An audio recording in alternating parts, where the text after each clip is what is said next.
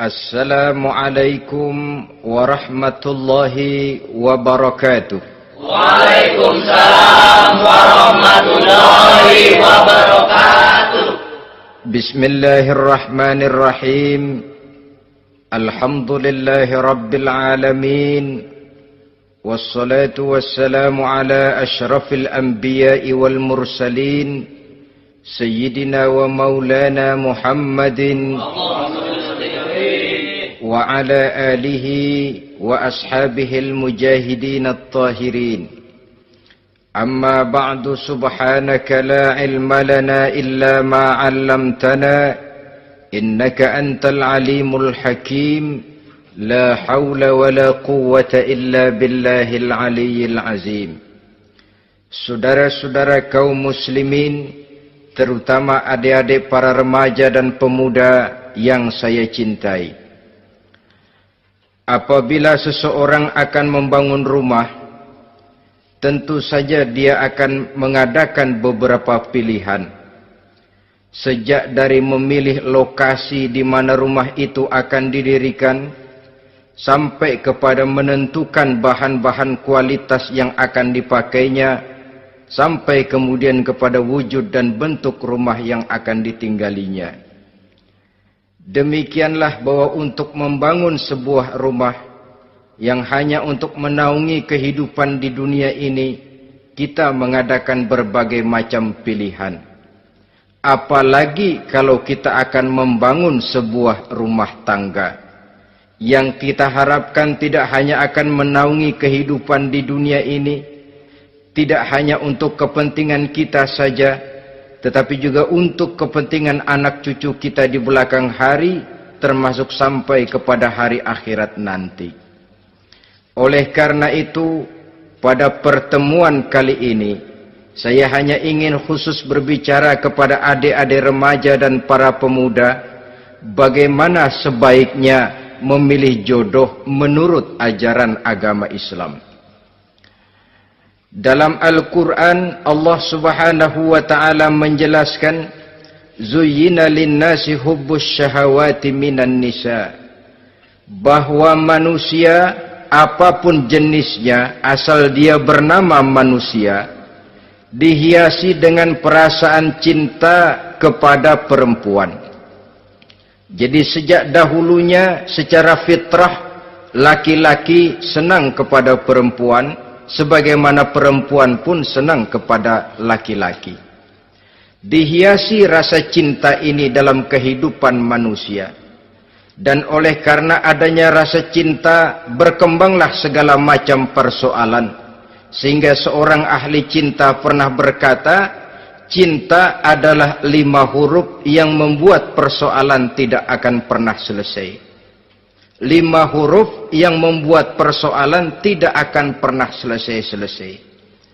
Tetapi dalam kehidupan sehari-hari sering kita saksikan bahwa cinta ini bisa mendorong, memberikan motivasi yang baik, dan cinta ini pun bisa juga memberikan dorongan yang tidak baik. Oleh karenanya, apabila cinta itu ibarat setetes embun yang jatuh di bumi yang subur, akan tumbuhlah di atasnya aneka ragam bunga-bungaan yang harum semerbak, indah, mewangi, sedap dipandang orang, menebarkan rasa aman, damai, sentosa, dan begitu selanjutnya. Tapi jika cinta itu jatuh di hati yang gersang dan tandus, tidak ada yang akan dapat tumbuh di sana selain sirih memanjat batu, kuning daunnya, lemah gagangnya. Maka cinta yang semacam itu tidak akan memberikan dorongan positif kepada seseorang di dalam kehidupannya. Maka lebih dahulu kita akan membicarakan cinta dalam artian yang positif ini, untuk nanti sampai kepada perempuan yang bagaimana yang harus kita cintai, atau laki-laki yang bagaimana yang harus dicintai oleh seorang perempuan. Saudara hadirin yang saya hormati, cinta dalam artian yang positif, pertama, dia selalu mendatangkan keindahan. Yang kedua, cinta itu memberikan energi atau semangat untuk berjuang. Dan yang ketiga, cinta itu selalu membawa resiko dalam bentuk pengorbanan. Maka cinta yang positif pertama melahirkan keindahan. Disinilah orang memerlukan filter atau saringan. Sebab keindahan yang didasarkan karena cinta itu merupakan satu keindahan yang relatif saja. Boleh jadi karena indah orang jadi cinta, boleh juga jadi karena cinta segala sesuatu terasa jadi indah. Namun bagaimanapun juga, kalau hati sudah diliputi oleh rasa cinta, segalanya akan terasa menjadi indah. Cinta itu adalah keindahan. Yang kedua, cinta itu energi, melahirkan dorongan dan semangat. Yang lemah bisa menjadi kuat, yang takut bisa menjadi berani, yang jauh jadi terasa dekat. Itu semua karena dorongan cinta. Dan dari energi ini lahirlah yang ketiga, bahwa cinta adalah pengorbanan. Sehingga orang berkata, berani bercinta artinya harus berani berkorban. Takut berkorban, jangan bercinta. Kalau cinta ini kita salurkan kepada nilai-nilai agama umpamanya, yang pertama, cinta mendatangkan keindahan. Kita cinta kepada agama, maka apapun yang diperintahkan oleh agama akan terasa menjadi indah. Solat akan terasa menjadi indah. Puasa terasa menjadi indah. Zakat terasa menjadi indah. Jihad pun akan terasa menjadi indah. Persis kalau kita cinta kepada seorang gadis. Jika kita cinta kepada seorang gadis, apanya saja akan kelihatan menjadi indah.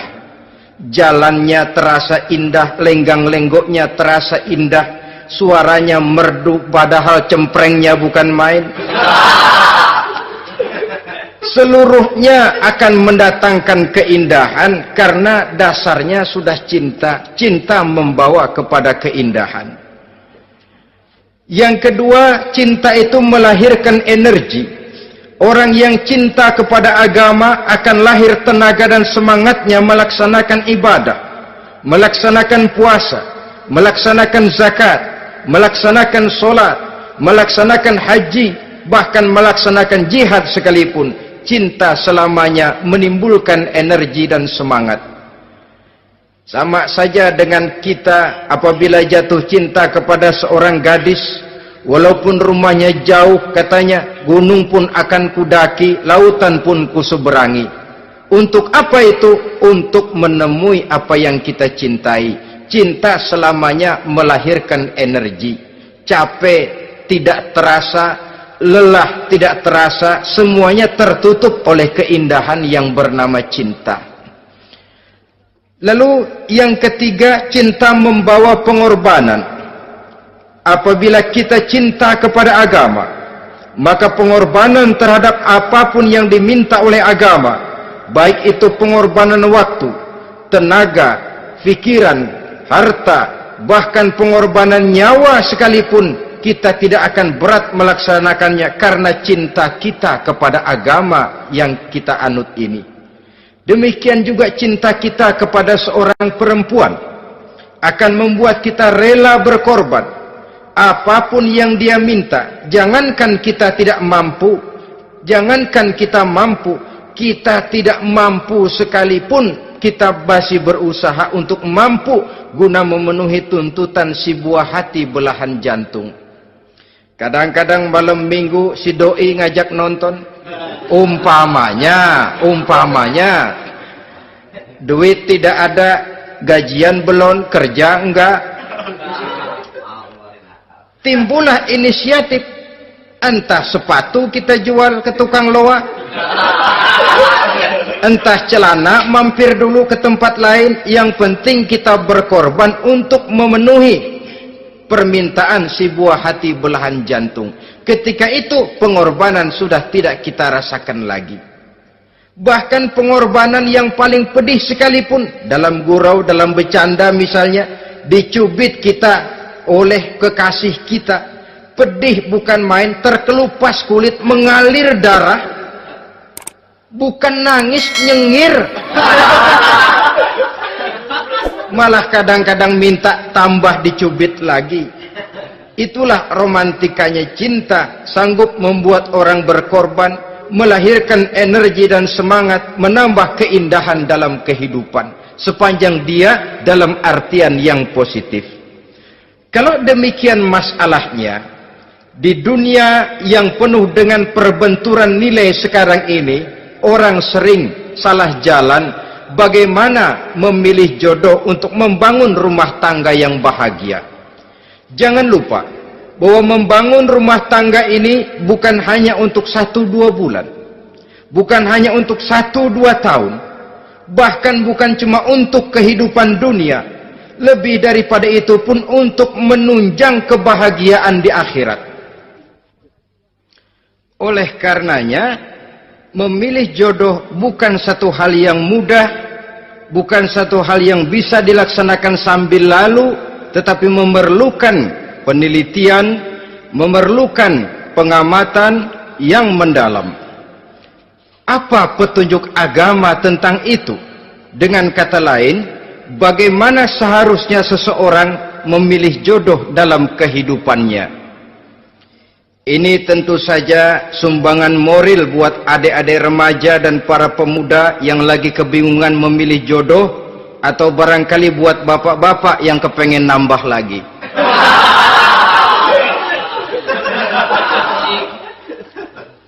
Mohon maaf kepada ibu-ibu, saya tidak menganjurkan, cuma ngajarin.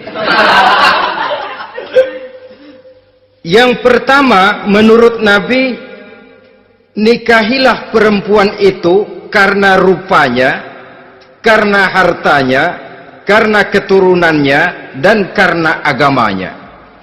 Ada 4 motif utama di sini. Pertama, memilih jodoh, lihatlah rupanya. Lagian siapa yang kepengen dapat jodoh rupanya nggak karu-karuan? Cari rupa yang cantik, indah, dan menawan. Namun jangan lupa, saya katakan di zaman di mana sering terjadi benturan nilai seperti sekarang ini, orang sulit untuk mendapatkan keaslian. Di mana teknologi sudah sedemikian canggih, di mana ilmu kedokteran sudah sedemikian maju, maka berbagai macam rupa bisa dibentuk dengan apa yang dinamakan operasi plastik misalnya. Yang pesek bisa dibikin mancung, kuping yang kelebaran bisa dibikin sedang, pipi yang kembung sebelah bisa dibikin rata, janggut yang tidak menarik bisa dibikin bak lebah bergantung katanya. Oleh karena itu, kalau pilihan hanya tertuju kepada rupa yang cantik saja semata-mata, kita sudah melakukan satu kesalahan yang sangat besar. Sebab apa? Diperingatkan oleh Nabi melalui hadis Ibnu Majah, Bazar dan Baihaqi dari Ibnu Umar. Janganlah kamu kawini seorang perempuan karena kecantikannya, sebab kecantikan boleh jadi akan mencelakakan. Jangan juga kamu kawini perempuan karena hartanya, sebab kekayaan biasanya akan mendatangkan kesombongan. Tetapi kawinilah karena agama dan akhlaknya, karena itulah yang akan membawa kepada kebahagiaan. Saudara-saudara kaum muslimin, terutama adik-adik remaja dan para pemuda, dikala usia puber, apalagi mata baru terbuka, awal balik namanya, remaja sering kehilangan filter. Pokoknya asal ngelihat rupa yang sudah lemot, denok, geboy, pikiran pun hanyut, malam terkenang, siang terbayang, tidur tak nyenyak, makan tak enak katanya, selalu terbayang wajah si doi. Dikala itu orang kehilangan pertimbangan bahwa rupa yang cantik kadang-kadang sering menipu. Diriwayatkan oleh Imam Ibnu Abbas, satu hari ketika sedang kumpul dengan para sahabat, lewatlah orang dengan potongan ya, potongan orang kaya. Kelihatan kan, orang kaya sama orang miskin jalannya aja lain kan? Jalannya saja, jangan gaya hidupnya, jalannya saja lain. Liwat dia. Rasul bertanya kepada seorang sahabat, menurut pendapatmu bagaimana orang yang lewat itu? Kata sahabat, oh, yang lewat ini ya Rasul, kalau dia meminang perempuan pasti diterima. Kalau dia menolong orang pasti berhasil. Kalau dia ngomong pasti didengerin. Kenapa? Orang kaya. Orang kaya ya Rasul. Kalau dia minang, perempuan mana yang kagak bisa menerima kalau dipinang oleh orang kaya, biar mukanya udah belipet kayak dompet tanggung bulan. Kalau memang duitnya banyak, nggak kelihatan tuh muka yang belipet, yang kelihatan duit. Kalau dia nolong orang, pasti berhasil apa yang dia tolong itu. Kalau dia ngomong, pasti didengerin orang, walaupun omongannya biasa-biasa saja. Kenapa? Orang lihat penampilannya. Sudah, ketika orang itu lewat, beberapa lama kemudian lewat lagi seseorang yang kelihatannya miskin. Rasul tanya lagi, kalau orang ini, bagaimana pendapat kamu? Wah, potongan begini sih Rasul. Kalau dia minang, orang tolak. Siapa yang mau kawin sama kere begini? Kalau dia nolong orang, pasti nggak berhasil. Kalau dia ngomong, kagak bakalan ada yang mau dengerin. Siapa yang mau dengerin orang susah ngomong? Setelah orang itu lewat, apa kata Rasul? Orang yang terakhir, yang lewat ini, yang barusan lewat, jauh lebih baik dari yang pertama yang lewat tadi. Jauh lebih baik. Maksud dari ucapan ini, Rasul sebenarnya mendidik para sahabat jangan tertipu oleh penampilan. Sebab penampilan tidak selamanya mencerminkan keaslian. Apalagi di zaman sekarang, salon di mana-mana bejibun. Alis mata bisa dibikin, pipi bisa dicat, yang pinggir kuning, yang tengah merah, di sebelah merah ada yang kehitam-hitaman, persis orang kepentok tiang listrik.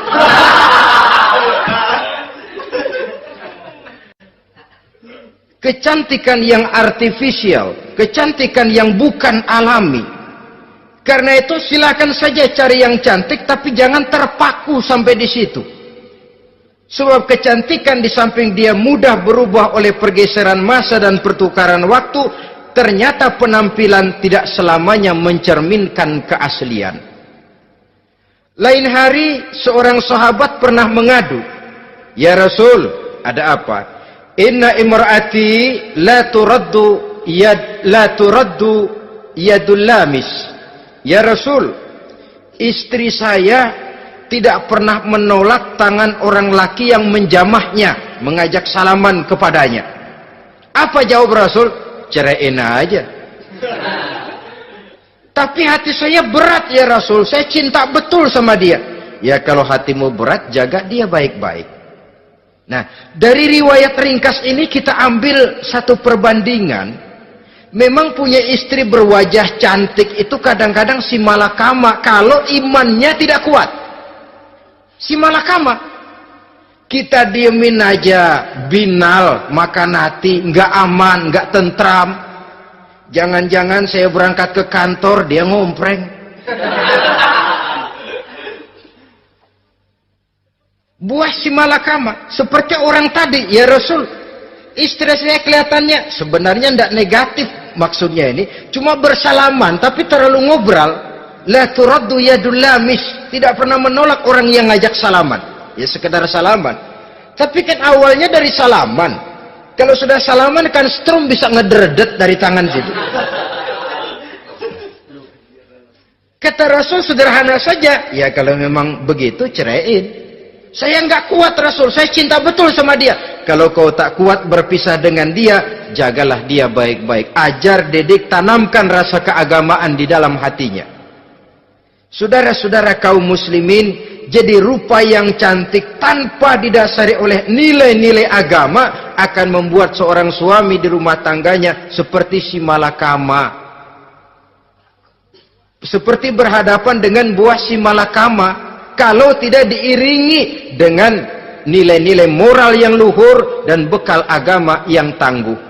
Akan pergi jauh dari rumah rasanya tidak aman, sedangkan di rumah saja siapa yang akan mencari nafkah. Dan begitu selanjutnya.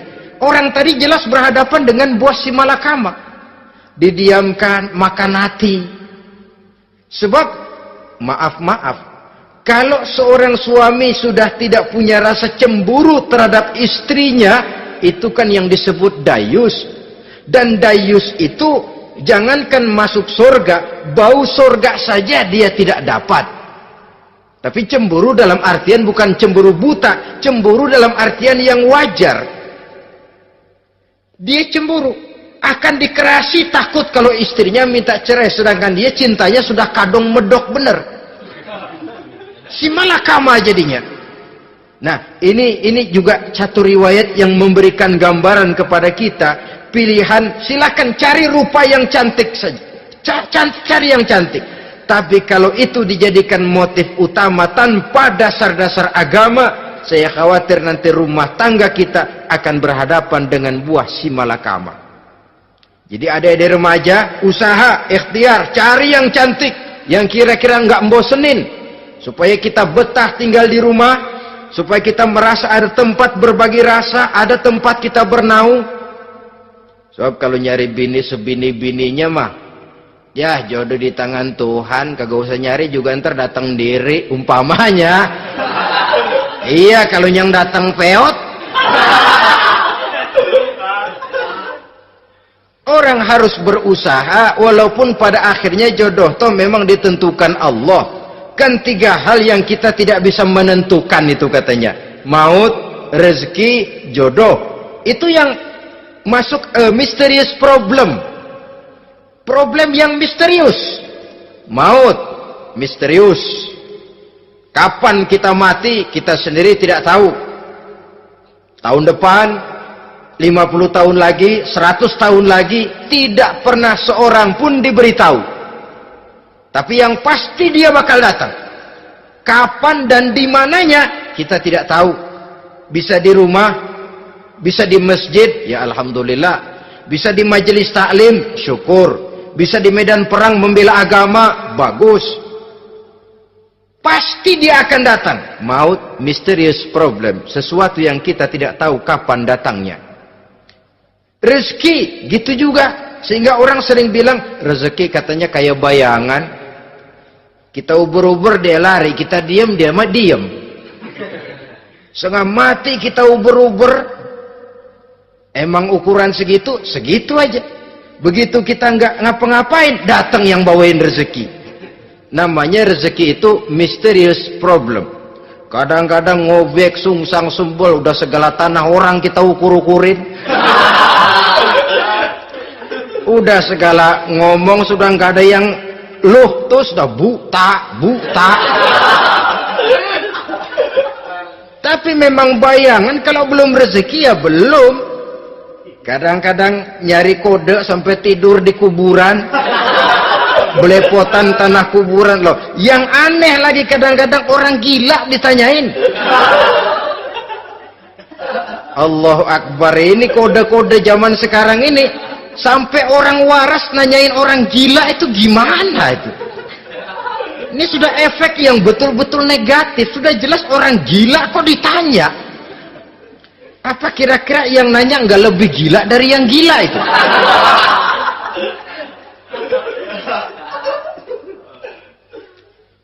Saudara-saudara kaum muslimin, terutama adik-adik remaja dan para pemuda, jadi silakan saja cari rupa yang cantik, karena dia akan jadi tautan hati, buah hati, belahan jantung, tempat kita berbagi rasa, tempat kita pulang dan tinggal di rumah tangga kita. Tapi hendaknya kecantikan rupa itu diiringi juga dengan kecantikan budi. Karena itu cari rupa yang cantik. Ini pilihan utama. Yang kedua, kata Nabi, harta. cari yang kaya. Tetapi jangan lupa, jangan dijadikan pilihan utama, karena kekayaan sering mendatangkan kesombongan. Apalagi kalau seorang pemuda mendapat istri orang kaya, hidupnya dimodali oleh istrinya, maka biasanya wibawanya sebagai seorang suami akan hilang. Akhirnya komando di tangan istri. Dikala itulah suami tidak lebih daripada prajurit yang taat kepada komando istrinya. Padahal menurut konsep Quran, ar-rijalu qawwamuna 'alan nisa, laki-laki diciptakan sebagai pembimbing bagi perempuan. Kalau nanti suatu saat terjadi benturan, sedangkan modal diberikan oleh istri, terjadilah pengungkitan. Kata istrinya apa? Lu jangan bertingkah, lu kan kawin sama gue, modal lu kolor doang.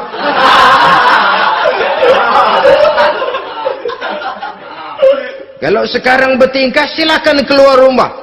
Bawa seperti engkau datang dulu, jangan bawa apa-apa. Pergilah seperti engkau datang dulu kemari. Hilanglah wibawa seorang suami. Suami kalau udah digentak sama istri begitu, ngelempuruk kayak ayam sampar. Di mana lagi letak wibawanya? Harta sering mendatangkan kesombongan. Oleh karena itu, walaupun diperintahkan cari yang keturunan orang kaya, tapi maksudnya jangan dompleng. Sebab kepribadian seorang suami akan ditentukan oleh sifatnya sendiri. Keberadaannya ditentukan oleh karya dan perbuatannya sendiri. Itulah yang akan menampilkan kepribadian dia dalam kehidupan di masyarakat ini. Saudara-saudara kaum muslimin, terutama adik-adik remaja dan para pemuda, kan kadang-kadang di zaman sekarang kan kelas-kelas gigolo, playboy ya, nyari tante-tante kesepian, mejeng-mejeng di pinggir-pinggir jalan dengan harapan apa? Ya barter lah, tukar tambah. Nah, supaya dapat rokok, dibelikan pakaian, motor dan sebagainya. Tapi yang jelas hilang harga diri sebagai laki-laki, dan itu yang paling mahal. Kalau seorang laki-laki sudah kehilangan harga diri, apalagi yang bisa dibanggakan dalam kehidupan ini? Apa artinya naik mobil kalau kepala tertunduk ke bawah? Apa artinya jalan di tengah masyarakat kalau kita tidak bisa menengadah dengan satu kebanggaan? Hilangnya harga diri merupakan kehancuran awal dari sebuah pribadi yang untuk jangka panjang kita tidak akan bisa lagi berbuat banyak. Tanpa harta orang memang sulit untuk bahagia, tapi harta semata-mata bukan merupakan jaminan bahwa orang lantas akan bahagia. Saya barangkali harus berkata, banyak orang miskin yang kaya, tapi tidak sedikit orang kaya yang miskin. Saya ulangi ini, banyak orang miskin yang kaya, tetapi tidak sedikit orang kaya yang miskin. Nah, bagaimana pengertiannya?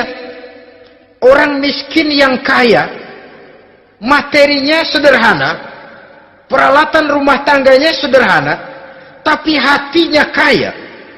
Oleh karena hatinya kaya, jiwanya lapang.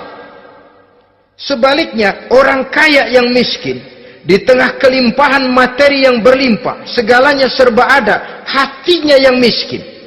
Kelimpahan materi tidak akan sanggup mengobati kemiskinan hatinya. Sehingga di tengah kehidupan yang serba ada, dia masih merasa kurang, maka dia tidak pernah cukup.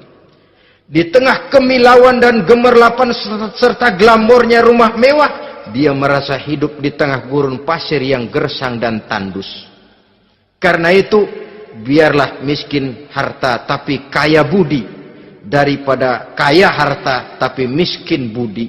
Lebih utama lagi, kaya harta, kaya budi. Itu idealnya. Dasar pilihan ketiga, sesudah rupa dan harta, menurut Nabi, keluarga. Faktor keturunan sangat menentukan. Pepatah mengatakan buah apel akan jatuh tidak terlalu jauh dari pohonnya. Biasanya kalau bapak kalong anak kampret, bapak nyolong anak nyopet, itu fotokopi. Saudara-saudara, sungguh pun demikian, faktor keluarga bukan merupakan yang paling dominan, karena segalanya memang bergantung kepada hidayah dari Allah Subhanahu wa ta'ala. Kalau hidayah datang, bisa saja anak maling bisa jadi kiai. Kalau hidayah datang, bisa saja anak nabi malah ikut bersama orang-orang kafir. Pada akhirnya orang mau besar atau tidak bukan dengan jalan menyempeng kepada keturunan orang lain, tapi ditentukan oleh kepribadian dirinya sendiri. Tidak bisa kita menjadi besar dengan menyebut kebesaran orang lain. Itu sebabnya dicontohkan oleh Imam Ali pada saat beliau berkata, "Laisal fata may yaqulu kana abi, walakinnal fata may yaquluha anadha." Anak muda yang gentleman adalah anak muda yang berani berkata, "Inilah saya." Bukan anak muda yang membanggakan leluhurnya. Ini kan zaman sekarang ini lagi ngetop-ngetopnya lagu-lagu cengeng katanya toh. Sebenarnya menurut saya bukan cuma lagu cengeng yang jadi masalah. Lagu cengeng cuma satu efek dari sikap yang lebih utama dari itu, yaitu mental cengeng. Kalau mental sudah cengeng, apapun yang kita lakukan akan jadi cengeng. Tidak cuma lagu, kebudayaan yang lahir akan kebudayaan cengeng. Jadi pengusaha cengeng. Jadi pejabat cengeng. Jadi kiai cengeng. Kenapa? Mental cengeng. Di antara mental cengeng itu apa? Mengandalkan fasilitas atasan. Kalau tidak ada fasilitas dari atas, lantas tidak bisa berbuat apa-apa. Cengeng. Menjadi besar bukan karena karier pribadi, tapi karena nasib katrolan. Itu pun termasuk mental cengeng. Sedikit gagal, bagaimana sedikit jalan buntu, sedikit deadlock, lu ngapain lu melulu? Saudara hadirin yang saya hormati, jadi lebih penting dari sekedar lagu-lagu cengeng, saya malah lebih suka bicara mental cengeng ini. Mental yang cepat putus asa.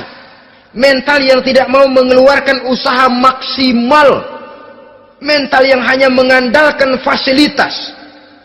Sedangkan pribadinya tidak lebih daripada pribadi sumuhun dawu, pribadi kulo nuwun, pribadi kumaha juragan wae, pribadi oke bos, pribadi asal bapak senang. Bukankah itu semua merupakan cermin dari mental-mental yang cengeng, yang untuk jangka panjang tidak akan pernah menguntungkan daripada pembangunan bangsa dan negara yang kita cintai ini. Seseorang mau besar atau tidak bukan dengan jalan menyempeng kepada kebesaran orang lain. Bahkan Syauqi dalam sebaik syairnya yang lebih tegas mengatakan, wa syarrun nasi zu khumulin iza fakhartahum zakarul jaduda wa syarrun nasi wa khairun nasi zu syarafin qadimin aqama li nafsihi syarafan jadida. Generasi yang paling jelek adalah generasi pemalas. Kalau kelihatan orang lain lebih hebat dari dia, disebut-sebutnya kebesaran nenek moyangnya. Dia sendiri nggak punya prestasi apa-apa. Kerjanya cuma ngandeli kerjanya cuma menggelayuti fasilitas orang tuanya. Tanpa itu dia tidak akan punya nilai dan harga sama sekali. Ini generasi paling jelek. Kalau orang lain kelihatan lebih hebat, dia sebut nenek moyangnya. Lo sih belum apa-apa, lo baru kopral lo. Engkong gua no, komandan Hansip. Engkongnya yang disebutin. Dia sendiri tidak punya prestasi apa-apa. Jadi silahkan saja cari gadis dari keturunan keluarga yang baik-baik. Tapi jangan jadikan tendensi utama, jangan dengan niat untuk menyempeng kepada kebesarannya. Tapi paling tidak dengan niat agar mudah-mudahan dari benih yang baik ini akan lahir keturunan-keturunan yang baik pada akhirnya nanti. Itu yang kita harapkan. Bukan lalu dengan pertimbangan, weh, mertua gue bos nih, kali aja begitu gue kawin dia mampus. Ini semua warisan kan jatuh kemari semua. Kalau itu niatnya sudah jelas salah. Kita mencari perempuan dengan keturunan-keturunan yang baik dengan berharap agar anak-anak kita nanti yang akan merupakan benih cucunya akan melahirkan kebaikan-kebaikan seperti leluhurnya dulu. Saudara, pilihan yang keempat kata Nabi, agama. Ini yang paling inti. Kenapa? Agama itu motivasinya moral. Di sini segalanya ditentukan. Rupa yang baik, harta yang banyak, keluarga yang luhur. Kalau sudah dilandasi oleh agama yang rapuh, bahkan tidak beragama sama sekali, ketiga hal di atas tadi hanya akan mendatangkan malapetaka. Sekarang kan kita tertipu oleh penampilan. Padahal penampilan belum tentu kenyataan. Di jalan-jalan kita akan lebih terpesona melihat gadis pakai miniskirt di atas lutut ketimbang kita melihat gadis-gadis yang pakai jilbab. Kalau sudah pakai jilbab keliwat, yang usil banyak banget, bau sorga nih. Bau sorga katanya. Tapi kalau sudah yang pakai miniskirt itu yang lewat, itu dari ujung ke ujung mata kagak mau kedip. Laler nemplok di mata kagak dirasain. Kita terpesona oleh penampilan zahir, padahal penampilan belum tentu memantulkan hal yang sebenarnya. Tapi memang itulah watak manusia. Watak manusia, saya katakan manusia tanpa kecuali. Tetapi bergantung kepada pemikiran jangka pendek atau jangka panjang. Kalau jangka panjang yang kita pikirkan, ya tentu kita tidak akan mudah terpesona oleh hal yang zahir. Sampai-sampai Quran sendiri mengatakan budak yang hitam legam tapi beriman itu lebih baik daripada orang-orang musyrik walaupun cantik, denok, lemot, geboy. Ada lagi nggak bahasa yang lebih dari itu? Cantik, denok, lemot, geboy, bahenol, nerkom. Tapi kafir masih lebih baik budak yang hitam legam sekalipun kalau dia beriman. Kenapa? Rumah tangga untuk jangka panjang. So itu Islam tidak membolehkan kawin campuran dengan lain agama. Walaupun ada ayat yang mengatakan boleh kawin dengan ahlul kitab, tapi sebagian mufassir menjelaskan bolehnya kawin dengan ahlul kitab itu dalam kondisi darurat. Dalam kondisi normal tidak bisa. Kenapa? Kalau sudah berlainan agama, akan terjadi kerancuan rumah tangga untuk jangka panjang. Bagaimana membina dalam keharmonisan di rumah tangga? Bagaimana nasib anak-anak nanti? Kadang-kadang ada keluarga, kami sih keluarga modern. Anak-anak kami berikan kebebasan untuk milih agama apa saja. Bapaknya Islam, istrinya Kristen, anaknya ada yang Hindu, Buddha. Bagus nih, keluarga pecel namanya. Bagaimana keluarga modern bisa seperti itu? Padahal seorang suami bertanggung jawab di hadapan Allah. Dia akan ditanya tentang istrinya. Dia akan dimintakan pertanggungan jawab tentang anak-anaknya. Kalau istri kita berlainan agama, mungkin terjadi pengkaplingan. Pokoknya kalau anak perempuan ikut ibu, anak laki ikut bapak. Administrasi dunia bisa begitu, tapi akhirat pertanggungan jawab di hadapan Allah. Bisakah kita? Sorry aja Tuhan emang janjinya begini. Saudara hadirin yang saya hormati, oleh karena itu budak legam hitam kalau beriman masih lebih baik daripada orang-orang yang tidak beriman walaupun cantik dan mempesona. Kenapa? Ini faktor agama. Ya buat 1-2 bulan bisa terwujud rumah tangga yang tentram. 2-3 tahun mungkin masih bisa bertahan, tapi sampai kapan? Sampai kapan itu akan terwujud? Pada akhirnya akan muncullah dilema yang akan sulit buat diatasi. Oleh karenanya motif agama dijadikan stres oleh Nabi. Fasfar bizatiddin taribat yadak. Pilih agama sebagai titik sentral, sebagai pilihan utama. Kalau agamanya kuat, walaupun rupanya sederhana, tapi karena nilai agamanya kuat, dia bisa menyenangkan hati suaminya. Dia bersolek untuk kepentingan suaminya. Dia taat kepada suaminya. Harta, dia anak orang kaya untuk membantu perjuangan suaminya. Tapi kalau tidak ada modal agama, rupa yang cantik bisa menyengsarakan suami. Apalagi kalau suami kere. Istrinya sudah cantik, kaya ataupun tidak kaya kadang-kadang. Udah, suaminya suruh ngempuk di rumah, bininya yang kerja. Ya kalau kerja mendingan kalau dikerjain itu.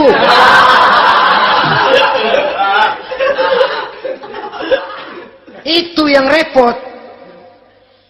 Saudara hadirin yang saya hormati, dan ini bukan 1-2 kasus. Alangkah malangnya kalau sudah terkena hal seperti itu. Akhirnya seperti pengaduan sahabat kepada Rasul tadi. Mau diceraiin, cinta saya udah medok benar Rasul. Enggak diceraiin, hati saya ngebet, pegel. Si malakama akhirnya. Jadi oleh karenanya agama. Kalau dia cantik, walaupun miskin, agamanya kuat, dia bisa memelihara kehormatan diri. Dia kaya, agamanya kuat, hartanya disalurkan di jalan Allah. Karena itu, agama jadikan pilihan utama. Dan ukuran agama itu bukan cuma jilbab loh. Ya kadang-kadang ada juga yang jilbabnya nggak pernah lepas, tapi kadang-kadang akhlaknya lebih binal dari yang kribo. Ada cuma sekedar kamuflase saja, itu pun penampilan, sekedar penampilan saja. Cuma dari segi aurat ya memang lebih baik dan lebih utama, dan saya kira lebih mengundang penasaran toh. Duren kalau udah dibuka kan kelihatan isinya, emang udah begitu, udah. Tapi kalau masih rapat, itu yang rasanya kita pengen buka. Timbul tantangan, gue pengen tahu isinya. Rasanya juga begitu. Sama saja dengan baju, kalau dibungkus rapat di plastik, ditaruh di etalase, adanya di toko mau serba ada, tahu kita barang mahal nih. Biar punya duit, kita mau nawar ragu-ragu, takut nggak cukup. Tapi kalau barang sudah dibuka di jalanan, diobral di pinggir jalan, murahan, 1.003 masih dicampur odol. Yang begitu sih biar nggak punya duit, kita berani banget tanya, nawar, megang lagi nyemek. Berat duit nih bang. Kenapa? Barang sudah terbuka. Jadi saudara-saudara, syukur kalau keempat-empatnya ini jodoh terkumpul dalam jodoh yang saudara cari. Sudah rupanya cantik, kaya, keturunan orang baik-baik, agamanya kuat. Nah, surga dunia tuh. Yang begitu cari. Kalau ada yang begitu, saya juga mau nambahin satu lagi.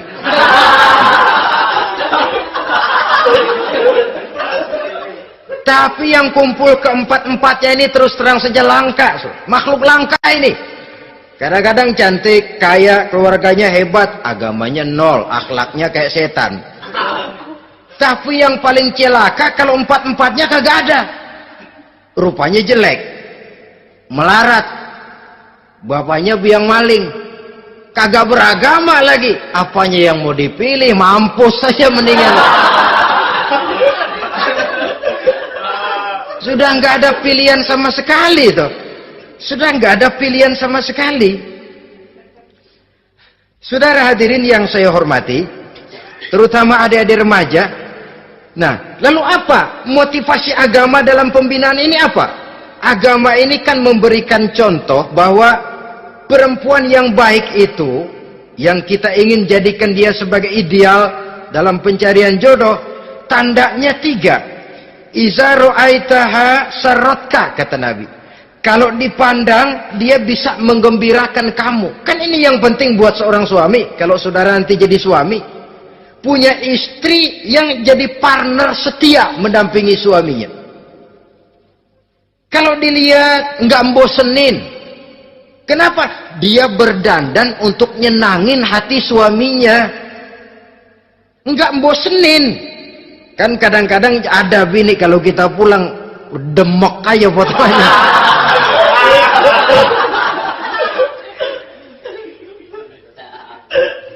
Ini yang bikin suami nggak betah di rumah ini kan yang begini. Adapun perempuan yang beragama, apabila dipandang oleh suaminya, dia pandai menyenangkan hati suaminya. Andai kata suaminya dalam kesulitan, dia tidak menambah beban kesulitan. Paling tidak dia bisa memberikan satu bantuan moral. Bantuan moral untuk mengurangi beban kesulitan daripada suaminya. Suami pulang dagang rugi, kata istrinya, romantika bang. Sekali-sekali lah, masa selamanya dagang mau untung. Besok siapa tahu untung lebih besar. Kan meringankan tuh. Kadang-kadang enggak, suami pulang dagang dari pasar panas, rugi, sampai rumah bini pidato, pletar-pletor. Lu dagang rugi, emang lu laki goblok.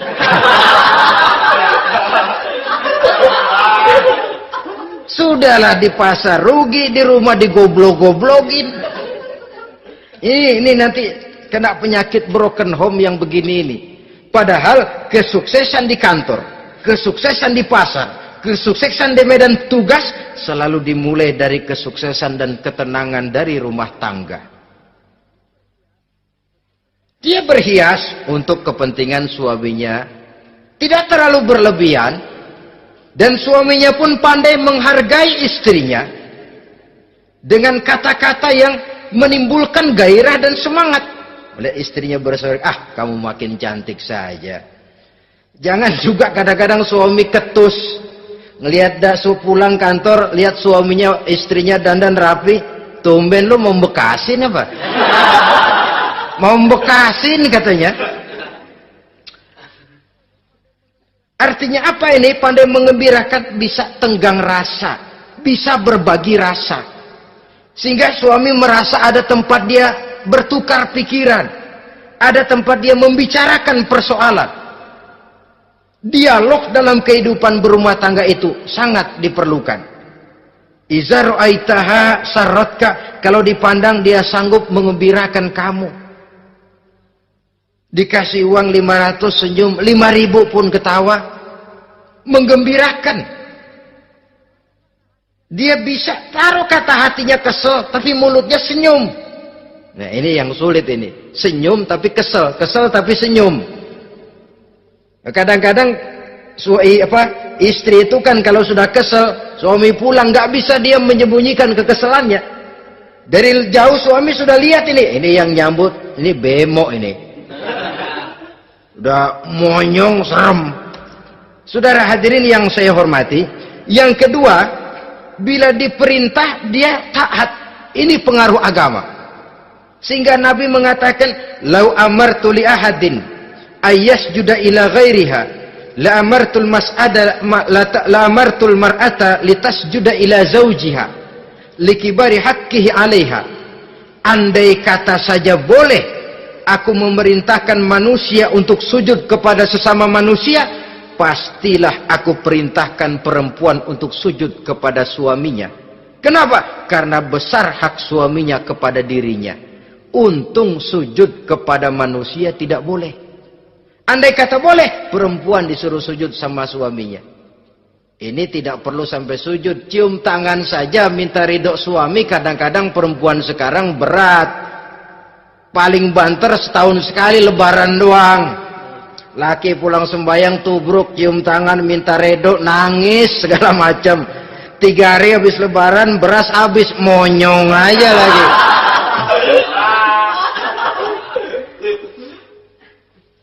Saudara hadirin yang saya hormati, yang ketiga, akibat pengaruh agama, dia sanggup memelihara kehormatan diri dan sanggup menjaga harta suaminya. memelihara kehormatan diri baik pada saat suaminya di rumah atau pada saat suaminya tidak ada di rumah. Satu riwayat, seorang sahabat akan pergi perang jihad di fi sabilillah.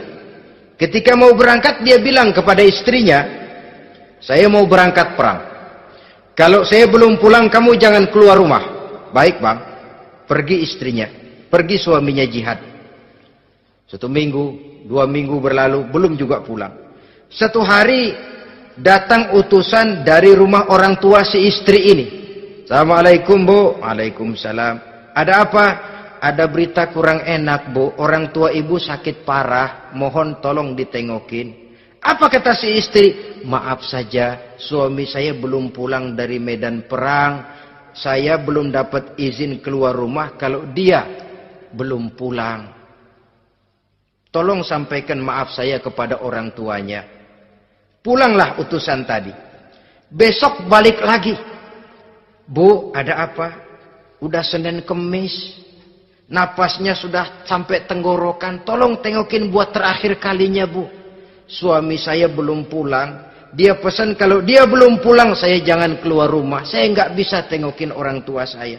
Salam maaf saja. Pulang utusan itu. Besok balik lagi. Bagaimana? Sudah meninggal bu. Mau dikubur. Tengokinlah buat terakhir kalinya. Suami saya belum pulang. Saya belum berani keluar rumah kalau suami saya belum pulang. Itu janji saya sama suami saya. Pulanglah utusan ini ngadu kepada Rasulullah sallallahu alaihi wasallam. Ya Rasul, ini perempuan kelewatan benar. Dari orang tuanya sakit sampai sekarat, sampai mati, sampai dikuburin dia nggak nengokin. Memangnya kenapa? Suaminya katanya pergi jihad dan suaminya tidak mengizinkan dia keluar rumah kalau si suami belum pulang. Apa jawab Rasul? Marahkah beliau? Tidak, beliau senyum. Apa katanya? Dosa orang tua yang meninggal ini telah diampuni oleh Allah karena dia punya anak perempuan yang begitu taat kepada suaminya. Allahu Akbar. Dosa orang tua yang sudah meninggal itu diampuni oleh Allah karena dia punya anak perempuan yang begitu taat kepada suaminya. Ketaatannya kepada suaminya menyebabkan dosa orang tuanya diampuni oleh Allah Subhanahu wa taala. Suami pergi jihad, orang tua sakit keras, tidak berani dia keluar rumah. Itu tandanya bisa menjaga kehormatan diri.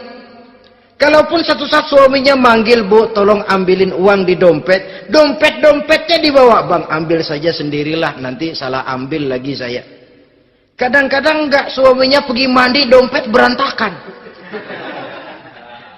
Saudara hadirin yang saya hormati, ini motivasi agama. Jadi kecantikan zahir yang diimbangi dengan kecantikan batin oleh karena pengaruh agama tadi. Kalau sudah kemari, orang tidak perlu mikir-mikir operasi plastik, bikin yang pesek jadi mancung supaya orang tertarik. Bikin belakang yang kurus jadi menarik. Tidak. Orang tidak perlu lagi pakai susuk-susukan, dipasang di bibir supaya kalau senyum orang gempor, supaya kalau ngomong orang percaya, dipakai di kuping supaya macam-macam. Tidak perlu lagi pakai jompa-jampe, pelet-peletan supaya kalau diludahin orang ngikut. Nggak perlu lagi. Kenapa? Cinta itu nature, sesuatu yang alamiah, yang tidak bisa dipaksakan. Dia kudrati, karunia dari Allah. Tidak bisa cinta dipaksakan. Kalaupun bisa, dengan ilmu pelet, oh saudara bisa membuat orang jatuh cinta, ya 2-3 hari, 4-50 hari. Kesananya, apa yang akan terjadi? Kelanggengan tidak akan pernah terwujudkan. Kenapa? Keterpaksaan yang akan timbul. Dalam kondisi semacam itu, rumah tangga tidak akan mengalami ketenangan dan ketentraman. Jadi biarkan cinta berjalan secara alamiah, karena dia memang alamiah. Saudara-saudara, nah sekarang kalau sudah ketemu nih, yang 4 tadi, rupa cantik, keturunan boleh, kaya lumayan, agama kuat, Apa yang harus kita cari? Apa yang harus kita lakukan? Apa pakai pepatah anak sekarang? Aku lihat, aku pikat, aku dapat, aku sikat, aku minggat. Bangsat.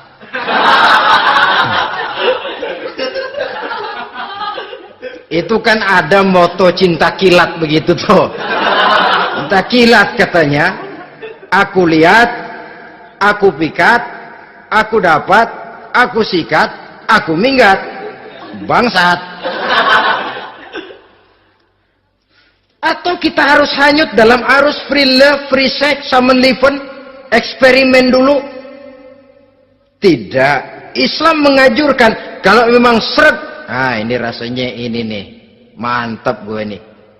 Apa yang diajarkan oleh Islam selanjutnya? Meminang, saudara-saudara. Meminang adalah langkah awal untuk mengikat tali pernikahan. Diizinkan meminang, dan di dalam meminang pun diizinkan untuk melihat.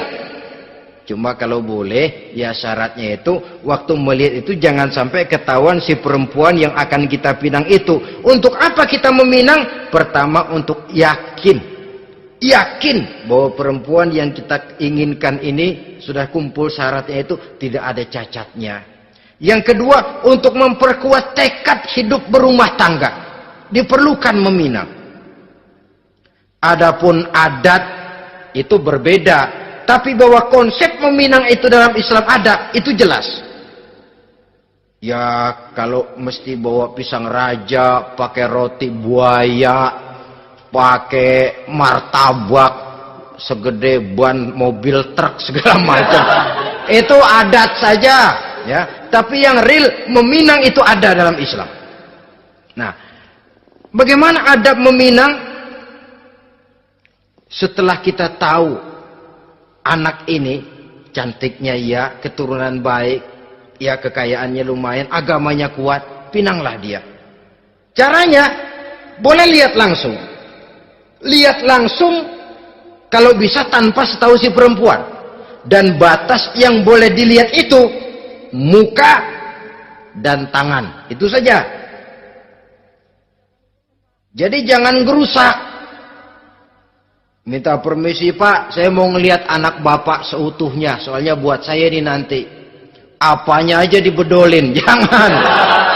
Kira-kira yang boleh itu muka sama tangan. Andai kata kita risih, sebab nanti kalau nggak jadi akan jadi timbul rasa malu dan si perempuan juga kasihan. Boleh mengutus perempuan yang kita percaya. Coba kau ke sana, lihat kondisinya yang sebenarnya bagaimana. Kalau ngelihat dari jauh sih utuh, siapa tahu nanti tangannya kurang sebelah. Coba lihat sana. Saudara-saudara, kemudian boleh juga ditanyakan kepada orang tuanya. Dan dalam hal ini orang tua si gadis tidak boleh menyembunyikan aib atau cacat yang dimiliki oleh anaknya. Dia harus menceritakan apa adanya, sampai pun kekurangan anaknya yang paling kecil sekalipun. Sebab apa? Jangan sampai istilah pepatah beli kucing dalam karung. Kedengeran suaranya doang meong-meong, begitu dibuka tuh kucing gempor sebelah kakinya nggak ada. Kan tentu kita tidak kepengen kecewa di belakang hari. Itulah perlunya meminang sebagai jembatan untuk menuju kepada pernikahan. Nah, dengan demikian kalau sudah usaha meminang ini dilaksanakan, jangan merasa sudah setengah resmi. Ini yang kadang-kadang jadi penyakit. Malah sesudah meminang harus masing-masing lebih menjaga diri, menjaga kehormatan, menjaga pergaulan. Kenapa? Agar saat memasuki jenjang pernikahan nanti merupakan jenjang yang sangat ditunggu-tunggu. Ada rasa keinginan tahu. Kalau tidak, ya udah biasa, nggak giroh lagi ngadepin perkawinan. Kenapa? Kemarin-kemarin gue udah cobain. Hilang gairah lagi. Sebab itu kalau sudah meminang, jangan merasa sudah setengah halal. Udah minang ini Kadang-kadang orang tua juga konyol. Sudah dipinang, diumbar. Lu mau kemana keda lu udah pinang? Padahal meminang itu cuma langkah awal, sedangkan selanjutnya harus lebih berusaha menjaga kehormatan diri sampai pada saat nanti pelaksanaan pernikahan. Nah, saudara-saudara, terutama adik-adik remaja dan para pemuda, walaupun agak sekilas memang karena terbatasnya waktu pada pertemuan ini, mudah-mudahan bisa memberikan gambaran yang sepintas tentang bagaimana sebaiknya kita memilih jodoh di dalam membina rumah tangga yang bahagia. Semoga ada manfaatnya. Terima kasih atas segala perhatian. Mohon maaf atas segala kekurangan. Usikum wa nafsi bitaqwallah. Wassalamualaikum warahmatullahi wabarakatuh. Waalaikumsalam.